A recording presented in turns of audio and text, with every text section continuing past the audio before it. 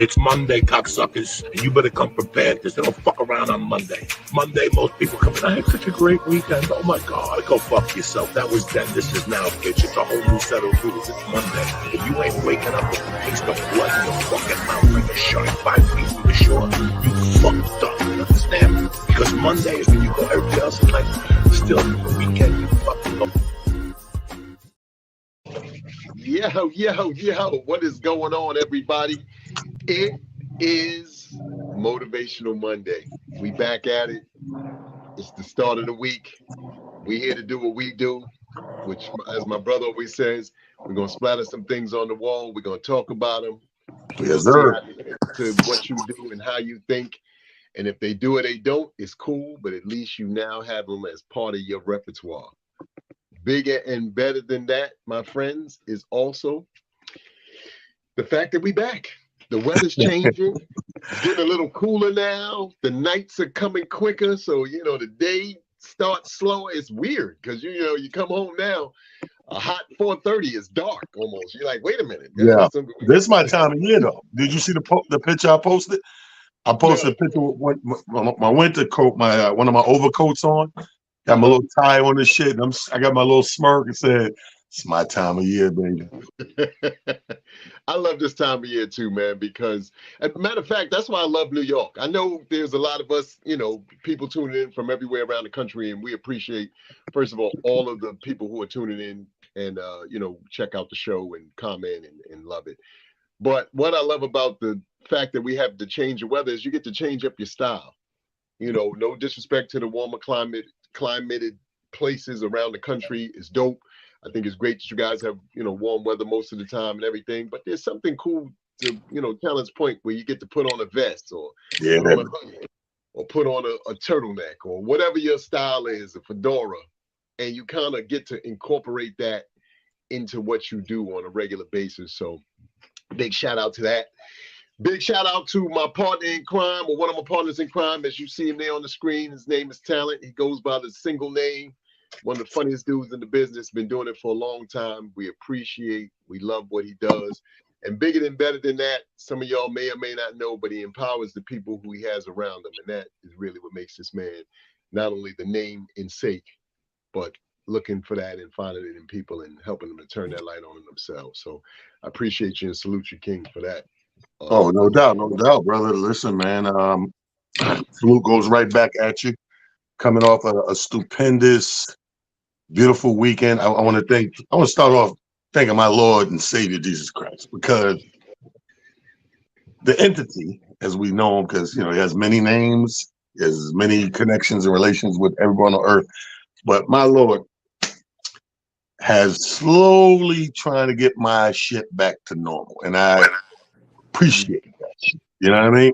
Because it's been running and gunning crazy, and you had one thing I love is the reinventing and recalibrating of how they throw at you. You know what I mean? How like your work or your running arounds get thrown at you. It's always different. It's never the exact same thing. So every now and then you find yourself having to recalibrate. You know what I mean? And say, okay, shit, I can't do that this week. I gotta boom, boom. So now I'm starting to, over the last, week and a half, almost 2 weeks, is getting back to kind of under what I would call under control. I mean, nobody's ever frowning at being busy and trying to do all he can in a little bit of space and time, but it's getting back to where my shit is like I'm a master of certain shit, Amir, and time and scheduling and all that. If you feed it right, nigga, I'm gonna eat it right. You know what I mean? Like, so I felt like that this weekend and last weekend, where there were these days in there.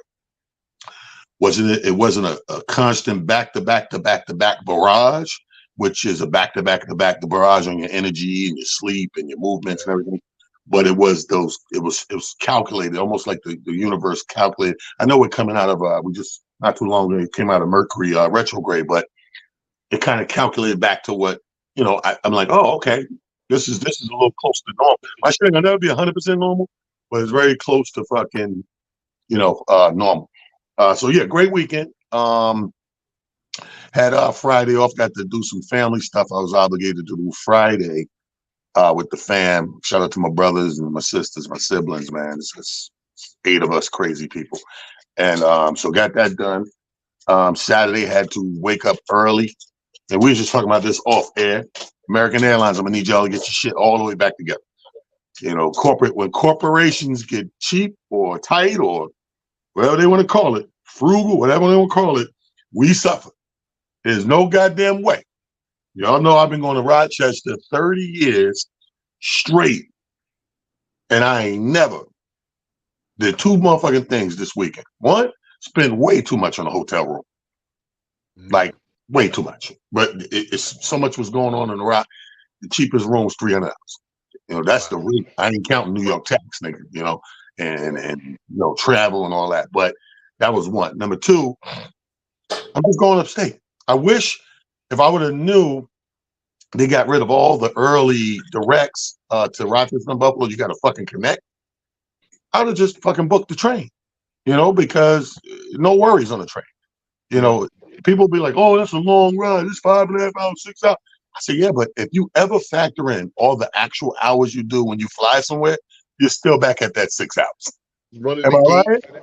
What? And running the gates and all that? Factor everything in. Factor what time you got to wake up and leave your crib, get to the airport, get through TSA, check in, put your bag, da-da-da-da, go to the gate, wait for boarding, get on the plane, board, sit on the plane, to everybody board, taxing, take off, landing, get off, go through the same shit, go to baggage claim, get your car, go where you go. By the time you do all that, I guarantee you're back at this 5-6 hours.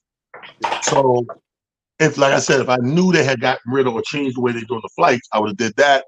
I like the train better anyway, but I call myself, zipping in and out because, again, start off with heavy duties to do. Anyway, going ain't so bad. I had to connect. I had to go to D.C. to go to Rochester. Now, you think that's bad. It sounds bad. What sounds worse is to be in Rochester.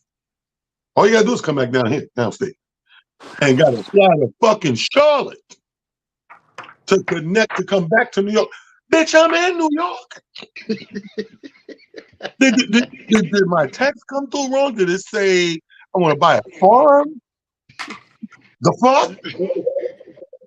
Anyway, I say all that to get off my fucking chest. But Saturday night in Rochester was a blessing. Our advanced ticket sales, Amir, was mad low, right?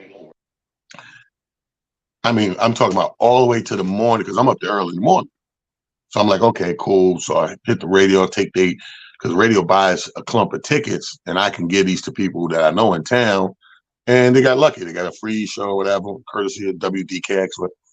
And dude, by the time I took my power nap and got up at 5 o'clock, all hell had broke loose. So I get up, jump in the shower, 6. I'm at the place 6:30, 6:45. I walk in, this place is popping. Like, what the fuck? Nigga, this shit was so crunk. Now we hustling. Now we gotta get more tables and chairs and that. And the people that work there, God bless their heart. I gotta say this about young people, millennials. God bless your heart. Yo, I think in y'all world, y'all try. You know what I mean? Let's just say that. In their world, they try. I think we give them too much shit because we compared to our world. This is their world. In their world, they try. God bless them, right? These motherfuckers running, getting these tables and chairs in there. Right before I'm ready to start the show, I look in the room. I run up to the kitchen where they talking up, they're playing around in the kitchen with Q. I go up there, gentlemen. I said, where's the fucking stage?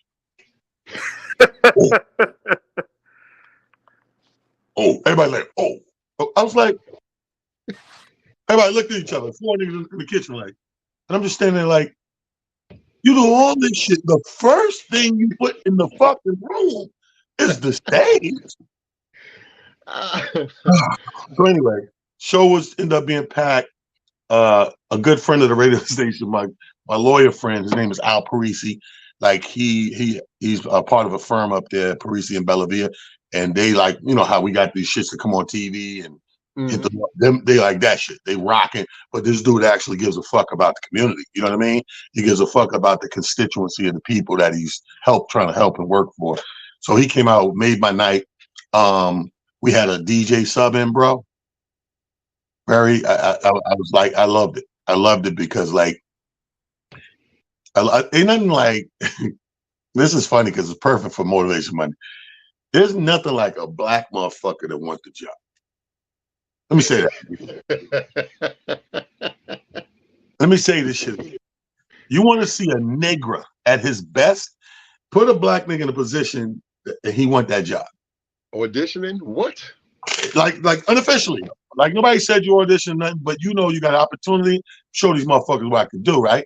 I don't know if it's an opening, but if it is, what that motherfucker boy brought some fire with him, man. And I didn't say one word to him. That's the dope part, is that you were able to come in there, you set up real quick, and by the time I'm walking up, now mind you, the door's probably open at 6:30. I'm only walking in about maybe 15, 20 minutes after that. Place is rocking, the people, the vibe, everything's going. People steady coming in, whatever. Show don't start till 7:30, which we end up starting 7:50 because was no stage. But this motherfucker, bro, was a breath of fresh air.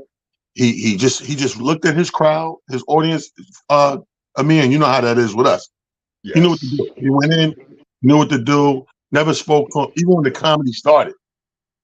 Only instructions I sent to the DJ was when somebody tested the mic, I was like, put some highs in the mic. It's a little muffled. And he did it like that. And there was no whole big thing, and it was over with. So the weekend in Rochester was great. All my people up there, Alfreda is one of our followers on here who's always at the show. I think we missed her this week, but I don't think she made it. But she comes to all the shows and stuff like that. Okay. So go to the website by tomorrow, I believe. The dates will be up there. We're back there November 3rd weekend, December 4th, 5th weekend, January 14th weekend. We got all the dates up there taking us through February because, you know, we're going to start shifting our dates and doing more shows for the people in Rochester. Then came back home, like I said, had to fly to fucking Easter Blip to come back to the little old money earner Mount Vernon and, you know, get my dogs in order and some of the stuff around the house was still ain't in order and shit. But that was my weekend. How was yours, man? Did you? But first of all, did you make Sunday? Yes, sir. Yes, sir. All right, go ahead. So the weekend was good. Friday, I ran up to the Bronx. I don't know if you've ever been to RSL, which used to be Sam's. Yeah, That's yeah. yeah. So they've rebranded in this a spot called RSL. So Friday they had Knuckles and E Kim, and they just had the place on tilt. I hear they do it every Friday, so we gotta, you know, if you ain't got a show, we gotta just go up in there and vibe with them one Friday.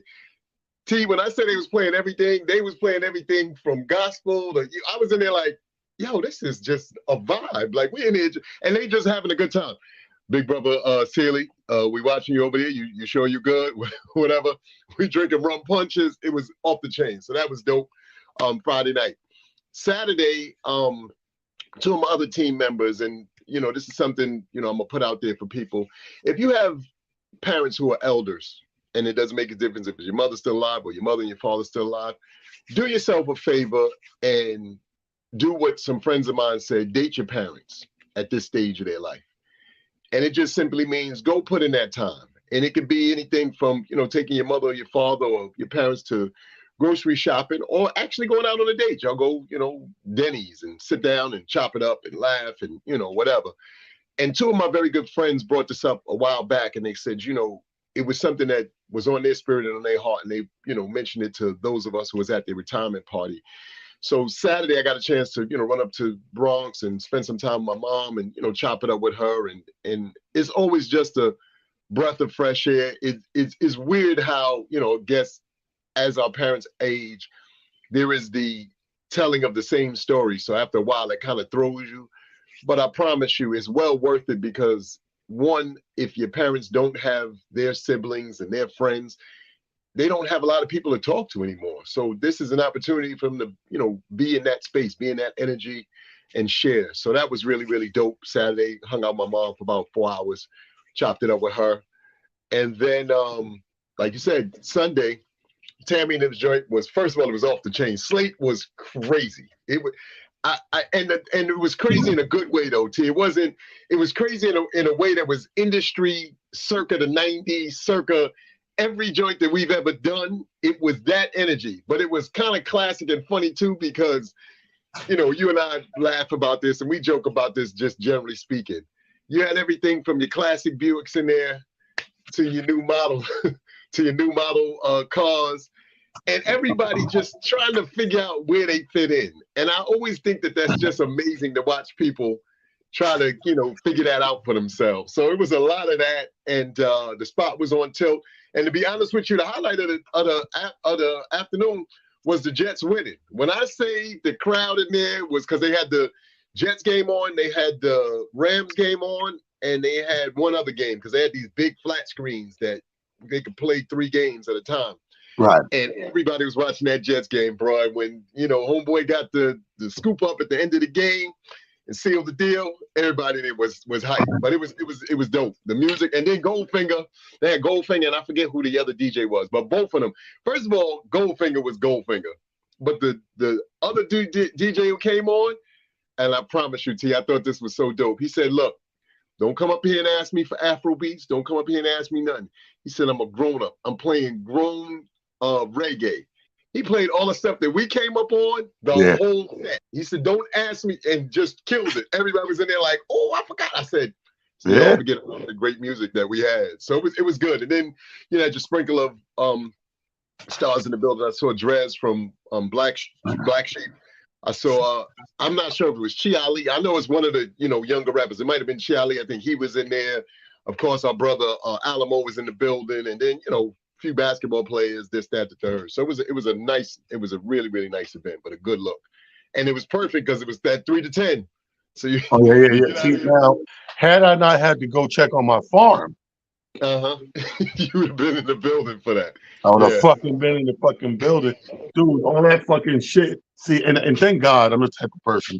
One thing I'm very blessed with is, and I don't know if this is a universe thing where God said, okay, we're going to make you be a profession where you're always on planes and stuff. So we're going to give you an armor. But for whatever reason, over the last 30 years of traveling, I don't really get jet lag like people do. You know what I mean? Like what you hear about, I don't know what that is or whatever, but it's a blessing. I'm happy for it that I got that, right?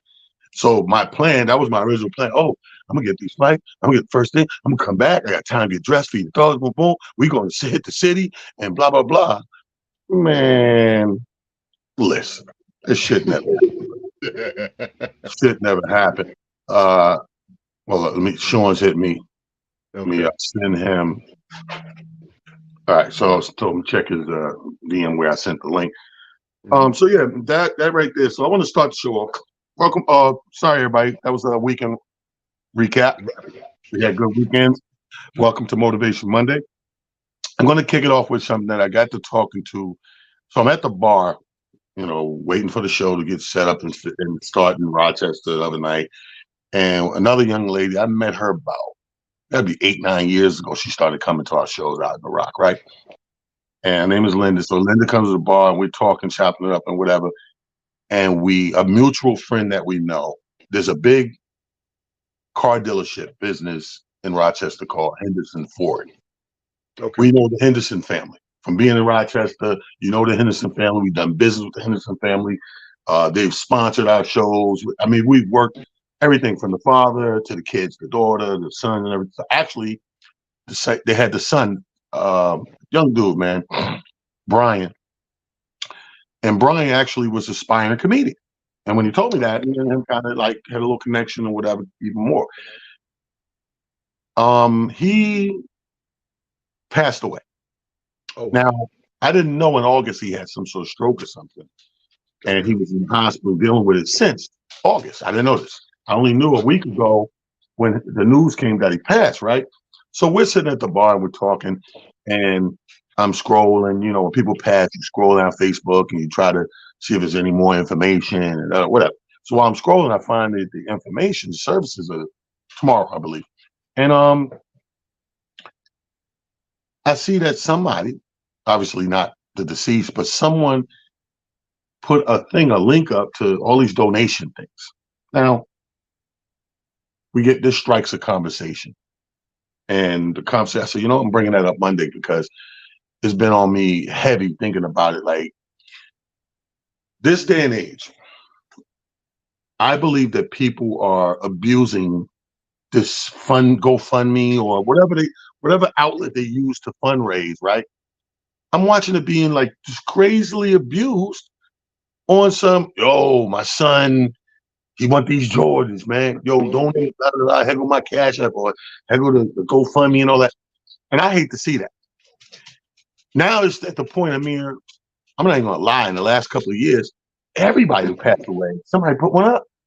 It's like, and I'm talking about people I know personally that don't need one. They didn't need one. Come from a decent family or had insurance to cover that or blah, blah, blah, whatever the case may be. They did the right thing. And still, said family member or friend, close friend, will set up, boom, yo, go fund me. I think this being abused. And I think that just like anything else is going to run into the wall of the boy who cried wolf. When you do something too much, when you really need it, it's not going to be there. You understand what I'm saying? That's why I'm a guy like when it comes to,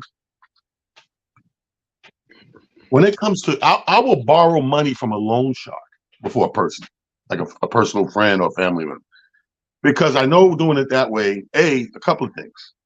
One, it's a business transaction. They're no different than getting a loan from the bank.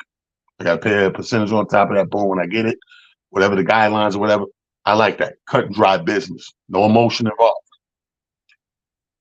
The second thing is, I don't want to fall out any further than I need to with a family member. Whether it's them borrowing from me or me borrowing from them, I don't do it. I don't want to deal with that. I don't do it. But what I can't stand is to keep seeing this thing just going on its own. I think they're abusing that.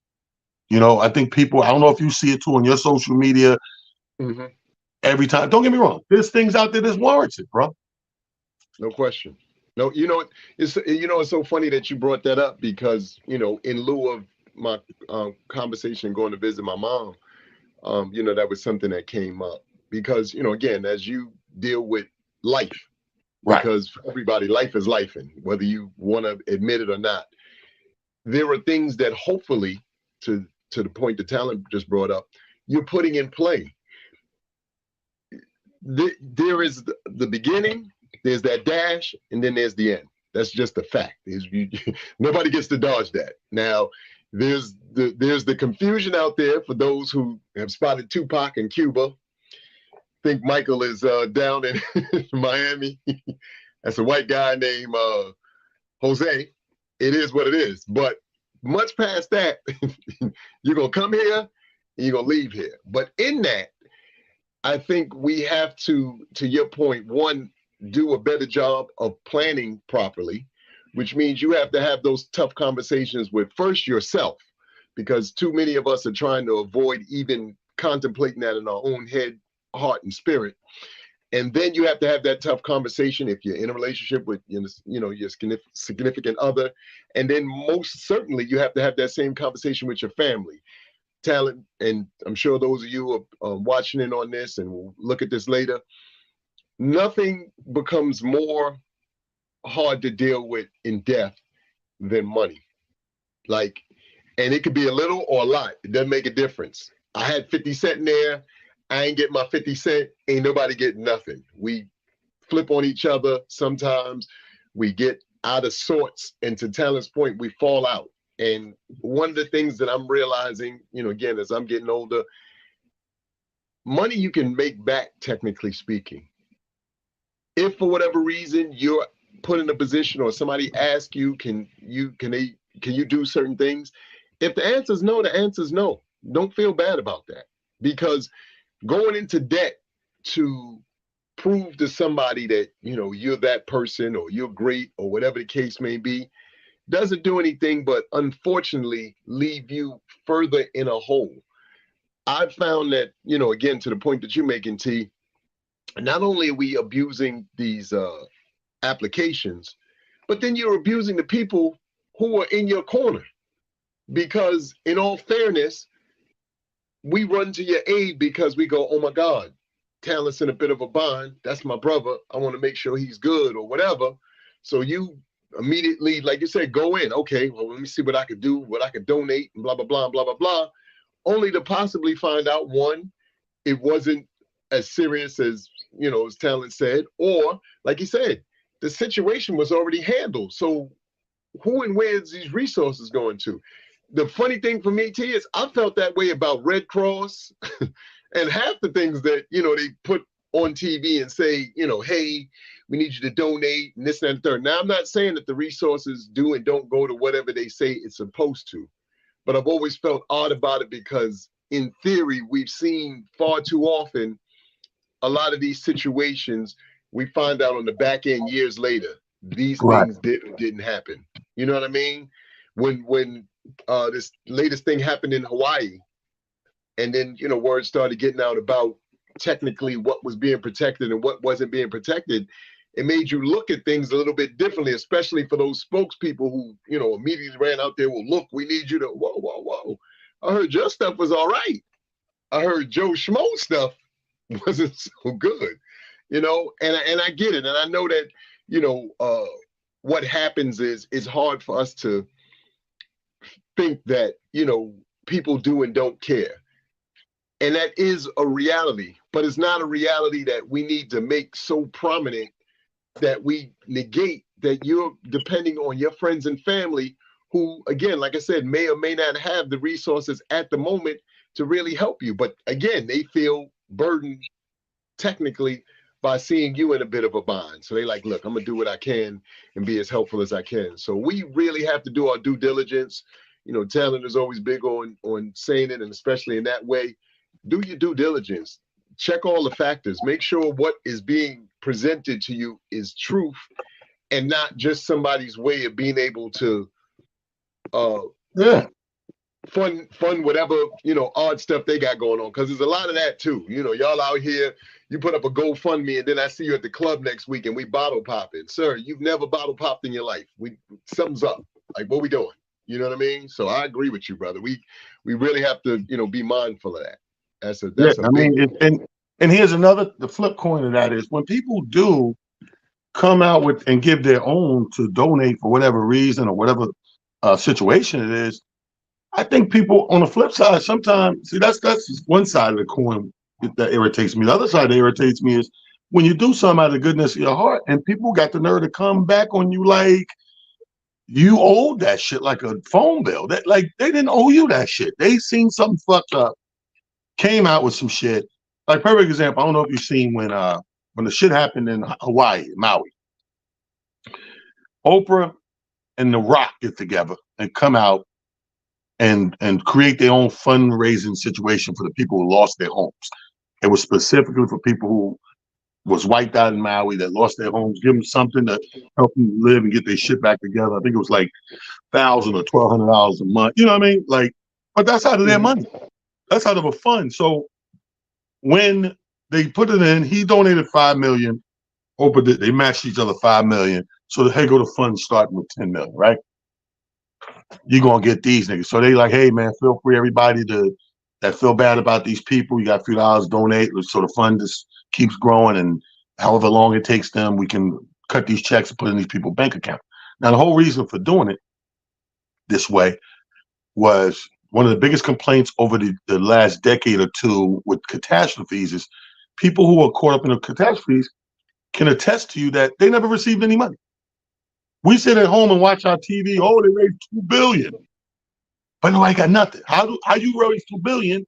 My apartment's underwater, and nobody knocked on my door. My phone never rang and said, "Hey man, come get this check, 5,000 to hold you over," whatever the case may be. You know what I mean?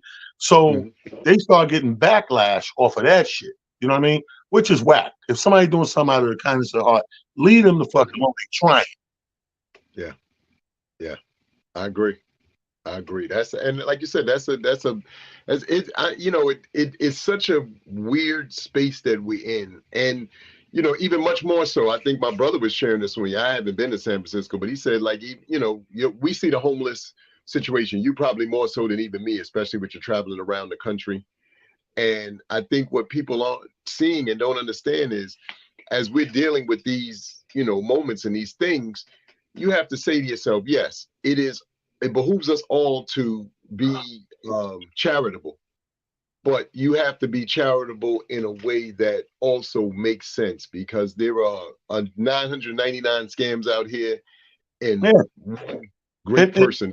But here's the Everything. backlash they're getting too. I just read this nigga because he finally had to address it or whatever on the social media. Motherfucker beefing with him, talking about I ain't got no fucking money to get in that shit, right? So he's like, listen, The Rock said, listen, I totally get it. I understand a lot of people still living check to check. You know, the pandemic may be over in one instance, but not in another. I totally get it. He said, but I don't think it warrants the backlash. You just don't get it. Anybody in their right mind, when you see this thing come across, it's not a gun to your head. So there's no need to get upset and sentiment. Like I just told you before, I get upset all of these fucking new millennials. Everything's a GoFundMe. But you know what I don't do? I don't go in the comments and go, you fucking, you really, I'm gonna fucking, I just bought some shoes and some milk. I just don't because I don't have it. How many times you pick your phone? It ain't no different than picking your phone up for that friend or that relative. Hey man, hey, what's up with you? Hey man, you got 300 real quick? That's a Friday, man. If I ain't got it, that's the easiest non-emotional exchange I could ever do. Hey player, damn, my man, I ain't got it. Game over. And it's I'm not not going to call you back. I'm not going to text and harass you. The fuck you asked me for? Why would I? Now I'm giving myself stress. Yes. I'm not doing that shit, bro. And he had to go on there to finish up. And I seen Oprah on CBS a week ago with Gail, and she's trying to defend the whole way they set it up and all that stuff. Listen, man, Amir is just bringing up scams. When people are doing shit like when John and them got in trouble with the Fry Festival, whatever, and stuff like that, I get your gripes, people. All day, I'm with you.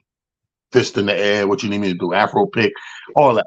But when it's something that doesn't warrant this animosity and this evil response shit, just let it go. It costs you nothing to mind your motherfucking you know, it's so crazy that you say that. And we probably, like you said, we touched on it now. Do yourself a favor. Don't add angst and animosity to something that already is a powder keg of sorts of emotion. Emotional intelligence is one of those things that we may or may not talk about enough or may not say enough about, but you have to really do a better job of practicing emotional intelligence, which means every single solitary thing shouldn't drive you over the edge, shouldn't push all of your buttons. There are things that you should be able to come across. While it resonates with you, you should still be able to go swipe left or swipe right and keep pushing. Because taking the time, as Sandra just said, to get into the comments and fight with people and argue about what? This world is based on opinions. And everybody's opinions are not always going to align. As a matter of fact, more times than not, they're not going to align. So just give yourself and do yourself a service of keeping out of. Now, are there moments and days where, as we like to say, they got the right one today? No question. Right. But avoid that where and near possible, because in the final analysis, all you did was add some energy to something that was unnecessary, because you could have just avoided it by continuing to go on to the next thing that probably really needed your attention. This didn't need it. You chose to, give this attention. It didn't need it. It was okay. It was living and breathing on its own. I know that's right. You understand what I'm saying, T? Like I find myself with that all the time. Like I'm, watching stuff. I mean, looking at stuff like, this is a topic of discussion. Like we're upset about this based off of what? This doesn't hold any weight or merit. It's just somebody's opinion, and it's their opinion based off of the world that they see through their glasses. That's it. I see. But look, here's the funny thing. We're talking generation, right? Somebody put something up. Interview this brother. The funny thing is the caption, whoever shared it with me said, normally I don't fuck with this nigga, but I agree with this. So I thought that was hilarious. He's like, normally I don't fuck this nigga, but I agree with it. And he was talking about the generation, this generation, how you can't really tell them nothing. I mean, we can't. And his analogy and his thing was, He's like, the only people this generation listen to is whoever they idolize. So they're not listening to their parents and the elders. They're not listening to the church. They're not listening to the politicians. They're not listening to authorities. Only thing they are listening to that's bond with them is whatever they're idolizing. So if it's that person, that influencer on Instagram, their favorite rapper is Jay-Z, or they part of the Beehive or Beyonce. So if it's not coming from them, they're like, what could you tell me? Not trying to hear from you. That was the difference in our generation. We, and sometimes by force, nigga, we had to listen to, if you was older than us, had some sort of power over us, we had to listen to you. That whole take a village shit was real. That whole take a village shit was real. And this man, you might not even know who the fuck this man is, but this man know who you and your mammy and pappy is. And you gonna listen to this motherfucker until they get there. He might have to be the one to take your ass home. You know, he might have to sign you out or whatever the fuck you in or whatever. You know, you got to listen to him. You know, it's so funny. I almost still follow that rule actually till this day. That's what's so funny about that. The fact that you pointed that out. And by that, I simply mean year, 2 years, 3 years, 4 years. You're older than me. You technically may have seen some things that I haven't seen yet. So for me, I'm always very mindful of that because your experiences, and it could come from anywhere. And I think that that's why people misconstrue things, because we think that, to your point, information has to come from a specific source, has to come from, like you said, somebody who's influencing me. No, it doesn't, because the person who's influencing you, you have no idea who may be influencing them. And trust me, when you find that out, it's really gonna flip your wig, because you're gonna be like, wait a minute, I was following this person all this time, and then found out that they, not what they say they are. So I always challenge people to, when you're listening to your sources, whatever they may be, just be honest with yourself and go, is this empowering me or is this taking away from me? Because in all fairness, information that we're sharing, that's what it should be doing. It should be empowering the person. And if it's not, then stop doing it. And that's why the only thing I'm asking a young motherfucker in a young generation for is shit about technology. Because old niggas with new technology, you see how long it took Sean to come to work? Yo, he's absolutely right. This nigga, you got the same joint you got in the inbox.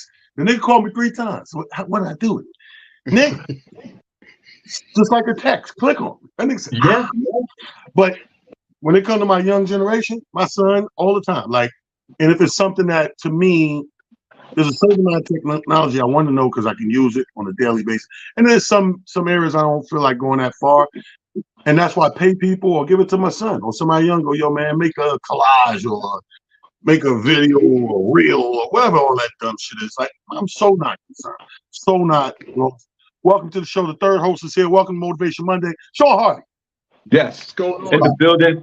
Thank you. Oh, Motivational Monday is what it is. God bless both of you guys. And it's just weird. As soon as I came into the room, A-Rock Sealy, man, and again, let's give a big shout out to Amir Sealy's hoodie. Let's shout the hoodie out. We can't move on without the hoodie with the drawstrings on it, with the strings. Yes, sir. But yes, sir. but it's funny, man. You guys are so on point. Just me listening to the show for this first minute. A-Rock Sealy says something profound and prolific and something that we could understand 20 years ago. He sets which and some folks is a ridiculous statement today. A-Rock Sealy had the nerve enough to say, "Listen to your elders." Right. Listen to your elders. The generation that we in today, you might get smacked for saying something like that. It's mind-boggling to me because that's the one thing. And I know you could say like, "Hey, man, your guys don't know what's going on." Yes, we do, because we stay listen to the elders and listen to the information because that's sort of like what we did. But this is how stupid they are, Sean. In one instance, they don't listen to the elder, right? But they came up with all the slang for the elders. What up, OG? Yeah. The triple OG. Yeah. What up, old head? They got all the slang to let you know you older, but don't respect them. Uncle, auntie, your auntie. Not How only the fuck that, are you the nigga that come up with the labels? right. Yeah. And I think that's where this gets lost in the translation, especially with the internet and social media. I mean, we could go down that road all day, but for young folks and even some adults, because now we cherish that time. We at this point in our life, we love sitting down talking to an elder. It's like watching a Netflix documentary. The wealth of information, like let's go with Auntie that been living in the same building for 40 years on 117th Street in Manhattan somewhere in between Lenox or Adam Clayton Powell. That woman could sit on a stool and you could sit there and go, Auntie, talk to me. And Auntie will break all of it down for you when you walk away dizzy. that bitch is a living Dianetics. Yeah. True. And you know, as Sean made a super valid point just now when he said, it's the interesting thing is not only are the elders a wealth of knowledge, but they have the documentation of exactly how we've gotten to where we are. And the sad thing is, our young people, for whatever reason, truly believe, you know, all this self-made stuff. I'm self-made. And I'm like, there's no such thing as self-made. It has always been a community-based thing, like always. I don't care if you had a mom and pop shop in your neighborhood. I don't care if you're doing like my brother T. Talon is doing here with his conglomerate. Same for Sean Harvey with his morning show. It takes a community of people who then understand, hear, listen to your vision and go, I see how I could tie it to this vision. Sean, I had I didn't bring this up to you, but this was hilarious because this is one of Sean's co-hosts. There was a young lady on the 15 bus. I went to see my mom. She lived on 169th in Fulton Terrace. Right. And there was a young lady on the bus. When I say she looked just like Cindy J, yeah, just like her. I wanted to take a picture of her so bad, but I said, I don't want to, you know, but look just like Cindy J. I was like, you better than me, yo. I took 2 pictures this weekend. The nigga at American Airlines check-in desk looked like Jeff Riff, right? So I took like 4 or 5 pictures of this nigga, sent the shit to Jeff Riff. I said, yo, my nigga, you need to borrow a couple of hours, you work at American. Right? But you know what's funny about that? And I want to ask this question to both of you young men. Have either one of you saw your twin out there? Because they say we all got twins. Right. New York King, have you ever went through the airport, coming and go, whatever, and you look and go, wait a minute. Oh no, not on my own. I had people send me inboxes of shit, right? So it's this one dude, I forgot what sport he played, but that nigga, it was like, yo, this your younger brother or son or something. Him and the kid, if you go back and look at Stella Got a Groove Back. Yeah. The son, nigga, my phone, when that movie came out, he's like, this your son, nigga. And I said, and I didn't see the movie. I didn't see this is like me shit, but they were saying that shit. You seen the movie? I said, no, not yet. I said, it's a chick flick. But go see that, your son in that shit, nigga. So after about 100 of those, I said, I gotta go see the movie, right? I go see the fucking movie. I'm looking at this nigga like, so now, on top of that, there's a show called The Bear on. My man from Shameless, he's a chef, and he got to take over his family restaurant, whatever. The black girl in there working with him looked like the sister of the nigga from Stella Got the Groove Back. Damn. Yeah. I got 2 kids in acting, bro. But New York King, why everybody and all of us can see somebody else's twin, but we never see our own twin in real time? That's God. That's by design. That's by design. You ever watch? See, I watch a lot of fucking movies. You ever watch these time travel movies? And the biggest no-no in every time, I don't care if it's Back to the Future, I don't care if it's Quantum Leap, you're not supposed to see yourself. Bump into you. Yep. That's true story. You will fuck everything up if you. They tell you, hey man, don't they tell your ass? Stay the fuck away from you, though. Don't choose that you for you. You know, it's so crazy that you said that. Oh my God. just watched this weekend. I just watched the Indiana Jones, the new Indiana Jones. Yeah. I just watched it this weekend. So now that you say that, I'm thinking about it because I just saw it and I was But like, yeah. I don't care which one you watch. I mean, everyone, this will come up, and it makes perfect sense when you think about it. It makes sense. Like, if I see me, I'm gonna fuck something up. Like, Yes. that's gonna make me do one thing different. That there's a chain reaction. I didn't do that, so I didn't do that. I didn't do that, so I didn't do that. Yeah. Guess what? Some shit like some dumb shit like your kids never born. Yo, King, you are absolutely right. We are not meant to see our twins in real time at the same place. You are absolutely right because of those reasons that you talked about. You will fuck up. Let me get your opinion on this, Sean, because you came in, you just right at the tail end of. We had a discussion on, I believe, speaking of generation, this day and age, people are abusing something like a GoFundMe. Like GoFundMe. I thought when it came out, I said, you know what? That's a great idea where the community can virtually rally behind something they believe in or something they wish to help. You know what I mean? But now it's like a go-to thing, whether you need it or not. I just want the money. Like, I know a guy that just passed away. Family's doing good. Family's okay. And they still put up. I don't know who exactly it was, but yo, donations, GoFundMe right here, boom, boom. And I'm like, don't do that. Yeah. Why would you take from people and play on the sympathy card for something you don't need? That's for something you need. And I believe that when we abuse shit like this, the cry wolf syndrome, the boy who cried wolf, we do it too much. When we really need it, we're not gonna get it. Yeah. What do you think about that? Well, I think so.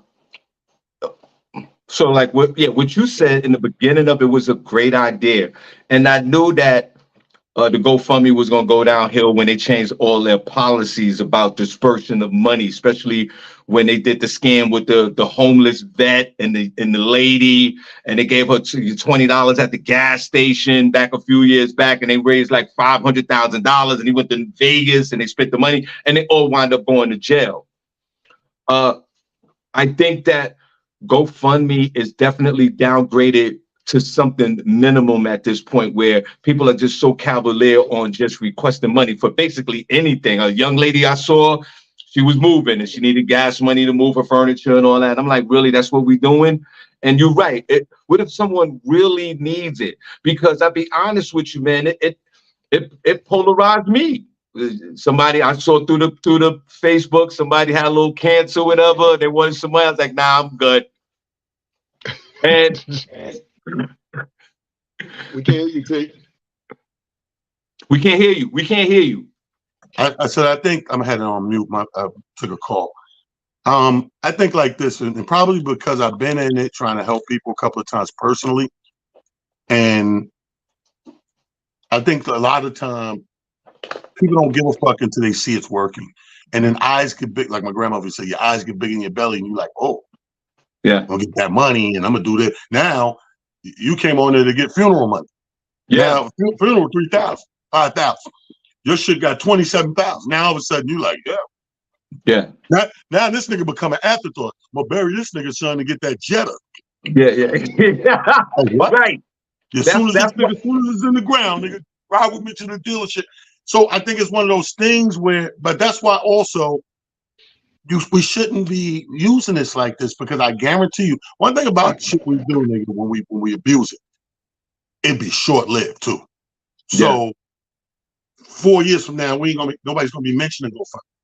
Yeah, and right, right. You know, not only would it not be mentioning it, then we won't even have these kinds of situations to be helpful, because now you'll have to go back to the original GoFundMe, which was that face-to-face conversation with said friend or whoever, and yo, man, I'm in a bit of a bind. Whatever you. Yeah, sorry to hear that though. But how about that though? How about we might need that? How about we might need to, because we don't talk to each other as much as we used to, especially this generation. So how about talk to a motherfucker? Yeah, but also there's let's see what part we play in it. There's a lot of people that will make these donations. As ridiculous as the request is, there'll be somebody up there that'll throw $25 in the bucket. Another one to throw another $25. So equally, the folks that are sending the money is just as responsible for the ridiculous request of the money. Because if somebody's asking for some money for some miscellaneous event or something in their life, I saw a girl put up a request. She wanted to do a beauty salon and she needed money to get the beauty salon going. I'm like, are you kidding me? But that's the point. So sometimes we got to look into ourselves. We have to refrain from sending that $5, sending that $25, sending that $100 because we're fueling that fire as well. So there's something that's the flip side of GoFundMe. Yeah, but see, here's the thing, Sean. Unfortunately, if you don't, we live in this time where you're going to be judged for what you do or don't do and how you do it. So it's not our time anymore, right? It's a different time. So when I don't send it, I ain't shit. Like I don't care. You see it, everything on social media or everything nigga put up his Cash App. To me, it's like every time I come on Instagram and see somebody interesting, oh, let me watch this guy's live. And I go to the live and see down in the little pin, he done pinned together some. We talking about it. We keeping it real. Cash App, such. I'm like, I don't understand that. Like everything ain't that. And when you do that, the worst thing now is birthdays. A motherfucker will say happy birthday without sending you the cake. I wasn't telling you nothing, nigga. And here's the thing about the birthdays, which also always has gotten me. I always thought was weird. I wasn't getting a nigga nothing anyway. Your birthday's gonna come up, and we're gonna be happy about your birthday. But I don't know when we started this whole. Like I gotta make you feel some kind of way about maybe not being there. Yo, T, this birthday's coming up, bro, but T got shit to do. Sean got stuff to do. If you can make it or you're around, I salute you. I thank you, whatever the case may be. But all of this trying to make people feel weird about, not being able to make your situation. This is your day. This wasn't a group celebration. I didn't come out your mama too. You the only person that came through that vessel. And Amir, I'm an advocate for niggas not being too proud and being afraid or allergic to asking for help. A lot of niggas are allergic to help. Yeah. The pride got them fucking breaking out in hives just to say they're struggling or, yo, you know anybody hiring? Or I had a nigga ask me, I got so mad 3 months ago. Motherfucker beat my phone up, man. I'm homeless, man. Know anything, apartment, a room, whatever. I just so happened to be walking my dog one day. After I said, nah, I don't know nothing, man. But then again, I'm not out there like that. So I'm sure it's out there, but just do your due diligence. I happened to walk my dog, nigga, go a couple blocks over, a different route this morning. Boom. We just finished putting the house up. We got apartments in here and rooms. That's all. Took my phone out, went over to the shit I never do. Took a picture of that little sign on the lawn, bang. Texted to my man, bang. That was 3-4 months ago, man. Ask me, did he ever call that number? See what I'm saying? So you know what that means? That means that you didn't want what you say you wanted. Right. You thought you was coming in this motherfucker. Amir Silly, man, A-Rock, good points, bro. And you are absolutely right about the whole birthday situation because, again, we live in this polarized society. Everybody just don't give a damn. I mean, I know remember when we used to just type in the birthday in the comment, happy birthday? I guess that's not enough no more. And when I see that Cash App, when I see the Cash App birthday, first of all, I'm not writing a happy birthday in your box no more. I'm gonna just keep it pushing. But there you go. That's ridiculous to me. Why do we gotta give you money on your birthday? Because if it's a her, she thinks she got good pussy. It's so crazy. It's even wilder, and especially if you get to certain celebrations. I don't know if you guys have been to these as of late. Fuck her pussy, man. I wasn't giving her nothing anyway. Yo, crazy. Yo, you crazy, man. You crazy. Yeah, I'm but sorry, that's man, what was you saying? That's what we live. What was Amir saying? Yeah. I was saying, have you been to these celebrations too where they do the pin the money on you? Yeah, that's the old school shit. Yeah, I'm like, look, I came out to celebrate with you. I was on a 2-drink minimum situation. Extra 50 wasn't that. I didn't. That was nowhere in the plans. I was gonna get to the bar. What you drinking? Gotcha. Hey, Amir, let me help you out. Let me help you fellas out because I seen it like maybe 2 weeks ago, right, where I was hanging out. This is how you get out of that pen shit. You act like you have some money in your hand, then you go to get the pen because you got a pen on it. You stick that bitch with that pen. Yo. And I guarantee you that shit that always works. That shit hurt to the point where they don't want no parts of you now. They go, oh, nigga, what the fuck, and just walk away. Yeah, but you know what? You didn't put it on it. Right. I think the moment of being discreet is over with now. For example, my beloved grandniece last Saturday, she turned 14, 15, whatever. It was early in the mid-teens. And we were all in my mom's house. We was talking anyway, hanging out. And I just, I walked over to her, wished her happy birthday. I folded up that $50 bill, put it in her hand, happy birthday, and kept it pushing. Those days are done.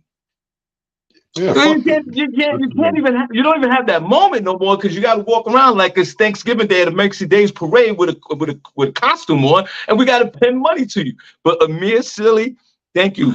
That was hilarious what you just said, bro.